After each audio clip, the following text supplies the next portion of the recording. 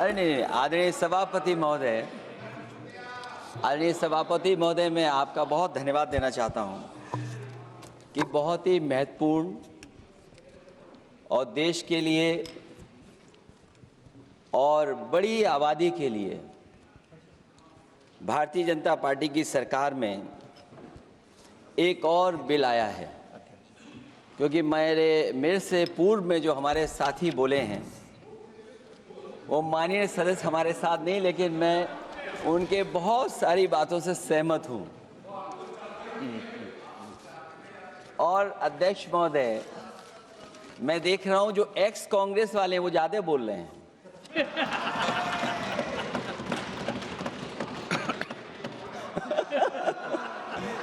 आदरणीय अध्यक्ष महोदय,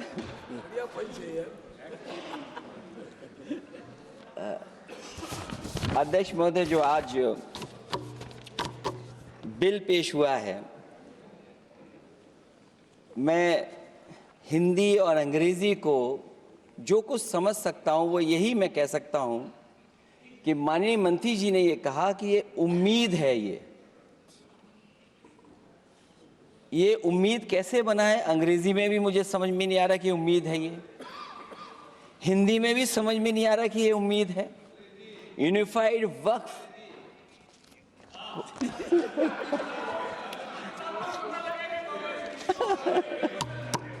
अध्यक्ष महोदय, यूनिफाइड वक्फ मैनेजमेंट, मैं अकेला काफी हूँ।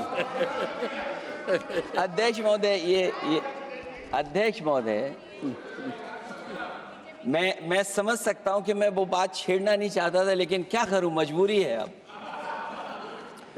अध्यक्ष महोदय, अभी माननीय सदस्य लोग ये कह रहे हैं कि हमारे सदस्य नहीं है यहां पर जो हमारे साथी हैं, लेकिन अध्यक्ष महोदय मैं ये कहना चाहता हूं, अध्यक्ष महोदय मैं ये कहना चाहता हूं, ये जो बिल लाया जा रहा है, भारतीय जनता पार्टी में एक मुकाबला चल रहा है। भारतीय जनता पार्टी के अंदर मुकाबला चल रहा है कि खराब हिंदू कौन बड़ा है। और ये बात अध्यक्ष महोदय मैं ऐसे ही नहीं कह रहा हूं। जो पार्टी ये कहती हो कि दुनिया की सबसे बड़ी पार्टी है, अध्यक्ष महोदय वो अपना राष्ट्रीय अध्यक्ष नहीं चुन पाए अभी तक। अध्यक्ष महोदय, भारतीय जनता पार्टी क्या है?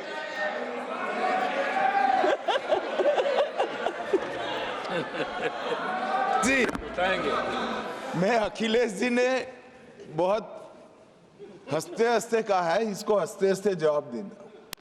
ये सामने जितनी पार्टियां हैं उनका राष्ट्रीय अध्यक्ष उन 5 लोगों को ही चुनना है परिवार के। हमें माननीय अध्यक्ष जी करोड़ों सदस्यों में से 12-13 करोड़ सदस्य प्रक्रिया कर कर चुनना है तो देर लगती है। आपके यहाँ जरा भी देर नहीं लगेगी। मैं कह देता हूं अभी 25 साल तक आप अध्यक्ष हो जाओ, नहीं बदल सकता।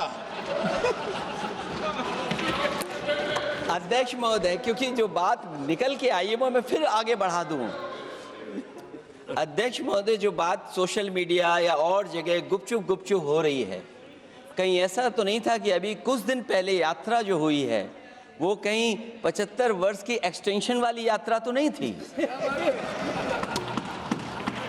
अध्यक्ष महोदय, ये जो इस बार जो वक्फ बिल आया है, नाकामी का पर्दा इस बार है वक्फ बिल। और नाकामी कोई एक आध नहीं है, मैं कई नाकामियां बता सकता हूं। अभी मैं माननीय सदस्यों को सुन रहा था, वो पुराने कई बिल उनके बारे में चर्चा कर रहे थे कि कितने प्रोग्रेसिव बिल लेकर के आए हैं। मुझे याद है मैं उत्तर प्रदेश में उस समय था और मुझे लगा कि शायद इनकी वो बात ठीक होगी। एक ये बहुत तैयारी के साथ फैसला लेकर के आए थे और फैसला ये लिया था आधी रात के आज के बाद नोट नहीं चलेंगे, नोट बंद हो जाएंगे।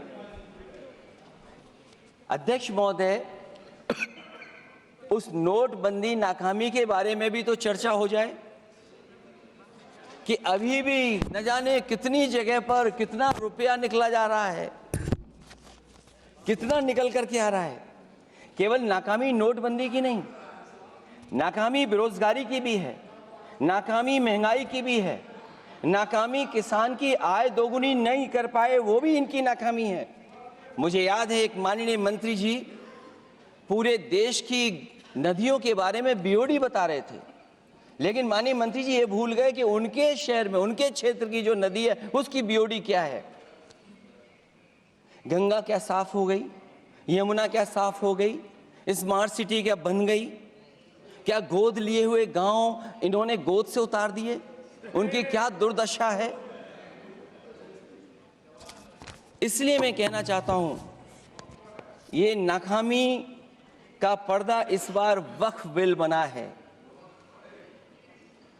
और सबसे बड़ी बात तो यह है कि जिसके लिए फैसला होना है उसकी बात को अहमियत न देना भी नाइंसाफी है।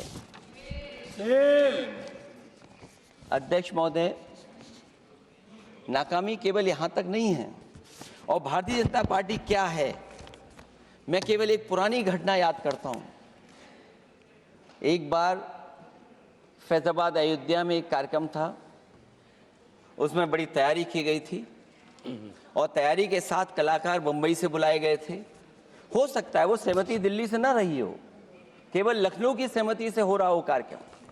और जब कार्यक्रम की पूरी तैयारी हो गई, भगवान श्री राम बनकर के कोई आ गया, लक्ष्मण बनकर के कोई आ गया, माँ सीता भी बनकर के कोई आ गया, हनुमान जी, और भगवान हनुमान भी बनकर के कोई आ गया। लेकिन जब लखनऊ से वो हेलीकॉप्टर उड़ा और अयोध्या पहुंचा तो सब लोग थे, लेकिन उसमें हनुमान नहीं थे। अध्यक्ष महोदय, मैं भारतीय जनता पार्टी के लोगों से कहूंगा कि जानकारी करिए कि आखिरकार भगवान श्री राम थे, लक्ष्मण थे, सीता थी, लेकिन हनुमान क्यों नहीं थे। हनुमान इसलिए नहीं थे, शायद उनकी जात या धर्म कुछ और था। अध्यक्ष महोदय, ये देश मिली जुली संस्कृति से चला है। कुछ हमने सीखा, कुछ उन्होंने सिखाया। और जो लोग ये कहते हैं कि हम सबको बराबरी का हक देते हैं, अभी कुछ दिन पहले ईद निकली है। अध्यक्ष महोदय, वो परंपरा रही है, न केवल मैं जाता हूं बल्कि कोई दल का नेता ऐसा नहीं न जाता हो उस कार्यक्रम में शामिल होने। भारतीय जनता पार्टी के जो मुख्यमंत्री, उप मुख्यमंत्री, वो भी जाते हैं, उप मुख्यमंत्री, सभी धर्मों के नेता आते हैं। लेकिन पता नहीं इस बार क्या साजिश थी, षड्यंत्र था कि वहां पर कुछ पाबंदी लगी हुई थी। अगर किसी कारण पाबंदी लगी हुई थी तो बात समझ में आती है, लेकिन जब जानकारी हुई है, किसी को नहीं पता था कि पाबंदी क्यों लगी है कि आप नहीं जा सकते वहां पर कार्यक्रम में शामिल होने। क्या यही भारत है, यही संविधान हमें रास्ता दिखाता है? अध्यक्ष महोदय, मंत्री जी बताएं हमें, वो खुद भी माइनॉरिटी हैं, भगवान बुद्ध के रास्ते पे चलते हैं। भगवान बुद्ध का रास्ता दूसरा है। हम आपको अपना मानते हैं तब भी जब आप हमारे बहुत सारे ग्रंथों को नहीं मानते हैं, तब भी हम आपको अपना मानते हैं। आप हमारे पुराणों को नहीं मानते हैं, आप हमारे उपनिषदों को नहीं मानते हैं। लेकिन सोचिए, हम हिंदू वो लोग हैं जो आपको स्वीकार करते हो, गले लगा करके चलते हैं। अब मैं दूसरे धर्म पे नहीं जाऊंगा, कोई नाराज हो सकता है। मैं दूसरे धर्म के बारे में नहीं जा सकता, मैं केवल यही बताता हूं। और मैं उत्तर प्रदेश में, अध्यक्ष जी, जहां से आता हूं, मैं अपमान नहीं कर रहा हूं, मैं सच बोल रहा हूं। और ये बिहार के चुनाव में जो आप कह रहे हैं कि महिलाओं को 2 मेंबर बना दिया, इस बार मैं भी देखूंगा आगे भारतीय जनता पार्टी कितनी महिला लोगों को टिकट देंगे वहां पर।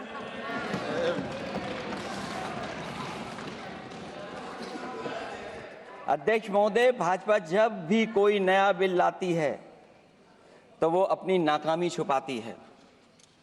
भाजपा वाले मुसलमान भाइयों की वक्फ की जमीन चिन्हित करने की बात कर रहे हैं, जिससे महाकुंभ में जो हिंदू मारे गए हैं या खो गए हैं उनको चिन्हित करने की बात पर पर्दा पड़ जाए। अध्यक्ष महोदय, मुझे खुशी इस बात की कि हमारा धर्म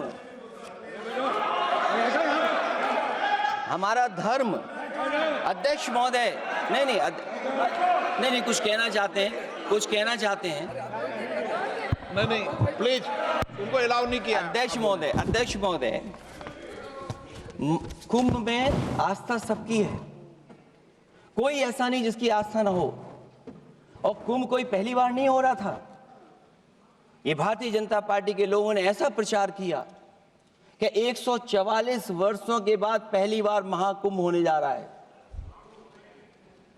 और लोग निकल पड़े। सरकार ने कहा कि हमारी तैयारी 100 करोड़ की है, लेकिन तैयारी 100 करोड़ की भी नहीं थी। जिस तरह लोगों की जान गई है वहां पर, सरकार ने खुद स्वीकार किया अध्यक्ष महोदय के 30 लोगों की जान गई है। आज अध्यक्ष महोदय, मैं कहना चाहता हूं कि डिजिटलाइजेशन कर रहे हैं आप कहते टेक्नोलॉजी का हम इस्तेमाल करेंगे, जमीनों को हम मैपिंग कर करके डेटा एंड रिकॉर्ड ठीक करेंगे।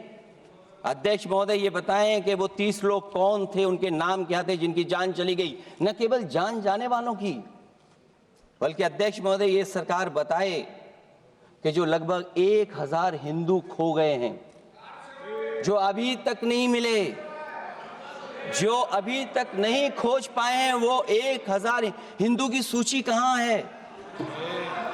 और फिर धर्म कारोबार की बात है, जो ये लोग अध्यक्ष महोदय, मैं कार सेवक वाली बात इसलिए नहीं छेड़ना चाहता हूं।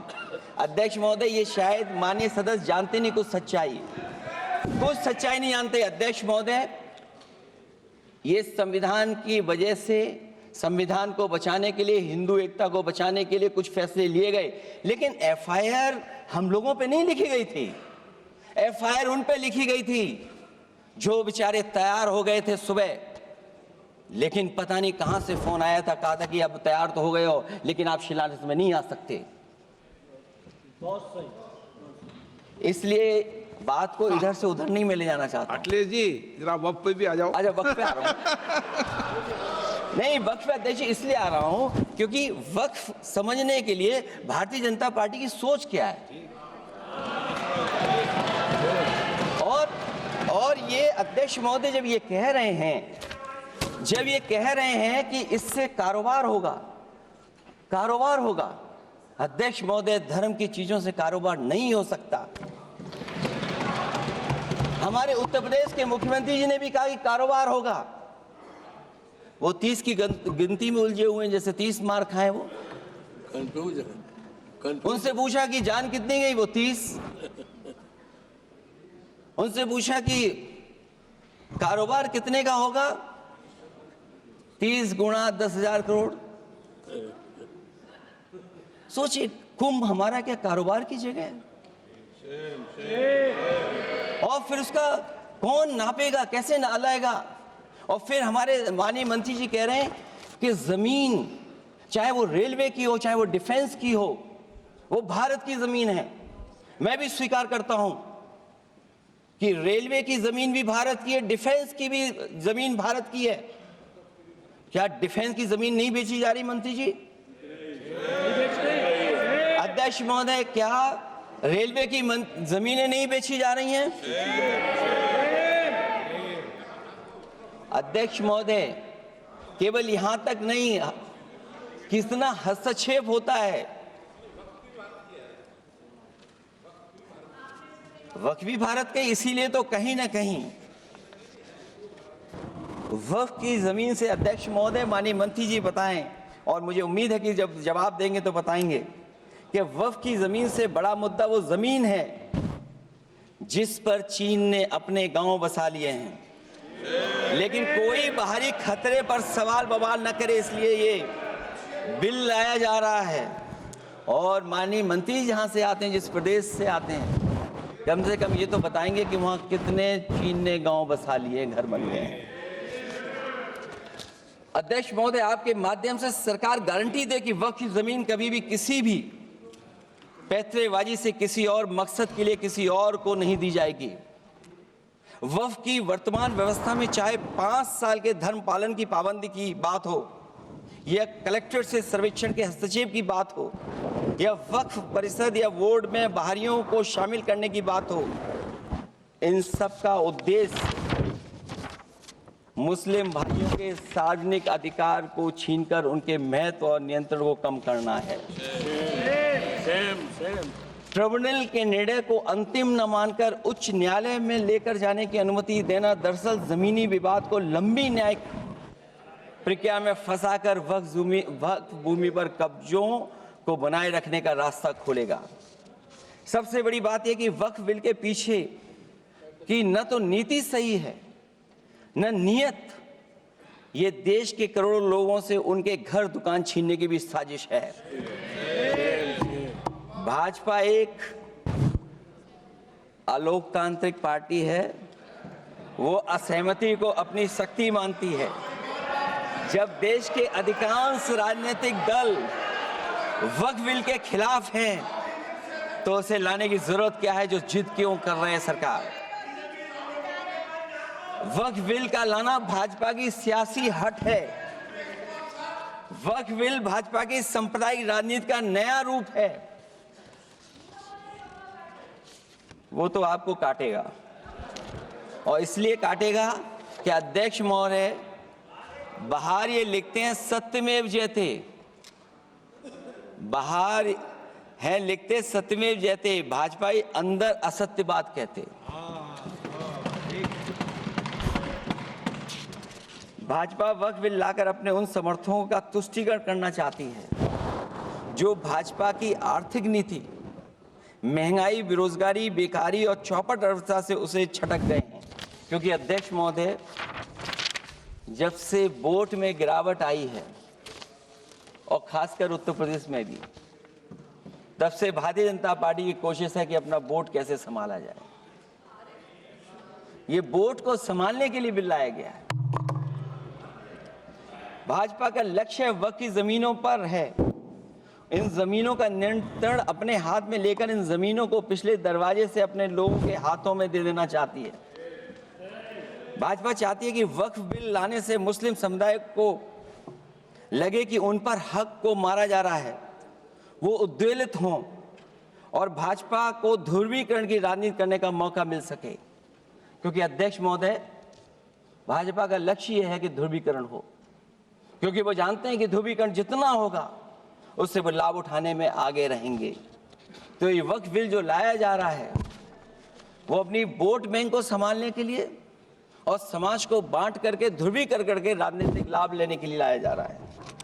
और अगर इसके लिए नहीं लाया होता तो पहले से जो जितने फैसले लिए सरकार ने, क्या उससे देश और प्रदेश में कोई बड़ा बदलाव आ गया है? अगर स्मार्ट सिटी का बात करें तो कितनी स्मार्ट सिटी बन गई है आपकी? आपके नोटबंदी की वजह से न जाने कितना रुपया कहां निकल रहा है। और डर तो ये लगता है कहीं भाजपा वाले दूसरों के पैसा रख करके न पकड़वा दें। वक्फ बिल के आने से पूरी दुनिया में एक गलत संदेश भी जाएगा। इससे देश की सेकुलर इमेज को बहुत धक्का लगेगा। वक्फ बिल भाजपा की नफरत की राजनीति का एक और अध्याय है। मैं अंत में कहना चाहता हूं कि अभी तो आपने साथी संभाल लिए हैं, एक साथी तो मुझे दिखाई नहीं दे रहा है, और हमारे जिनका हमने सम्मान किया हमें कहां ले गए आप, और हमें यहाँ छोड़ गए आप, हमें छोड़ गए। हमें देखिए सभापति महोदय देखिए राजनीति क्या है। हमने आपका हाथ पकड़ा और हम यहाँ आ गए, और आप हमारा हाथ छुड़ा करके वहां चले गए। इसलिए देखिए कब हमारा इनका हाथ मिल जाए। और मैं अध्यक्ष सभापति महोदय ये कहना चाहता हूं कि वक्फ बिल भाजपा के लिए वाटरलू साबित होगा, क्योंकि ऊपर से तो हाँ हाँ कह रहे हैं, लेकिन अंदर ही अंदर बहुत सारे साथी सहमत नहीं हैं। मैं अंत में इतना ही कहना चाहता हूं कि ये वक्फ बिल जो लेकर के आए, कोई उम्मीद लेकर के नहीं आ रहा है। ये सोची समझी रणनीति का हिस्सा है, क्योंकि इनका जो बोर्ड बिखर गया है, ये मुस्लिम में भी बंटवारा चाहते हैं। मुस्लिम इस्लाम धर्म में कहीं बंटवारा नजर नहीं आता है, लेकिन इनकी कोशिश है कि इस बिल के माध्यम से हम मुस्लिम भाईचारा में भी बंटवारा कर दें। बंटवारा तो पीडीए करेगा। अभी देखिएगा सभापति महोदया, हमारे एक सदस्य कह रहे थे कि चुनाव बहुत अच्छा होता है। इनसे बेहतर किसने चुनाव देखा होगा? चलिए धन्यवाद। वोट ही नहीं डालने दिया। चलिए सभापति महोदया, मैं धन्यवाद देता हूं। मैं और अपने दल और साथियों के साथ कहता हूं कि समाजवादी पार्टी बिल का विरोध करती है। वोट पड़ेगा तो हम इसके खिलाफ वोट डालने जा रहे हैं।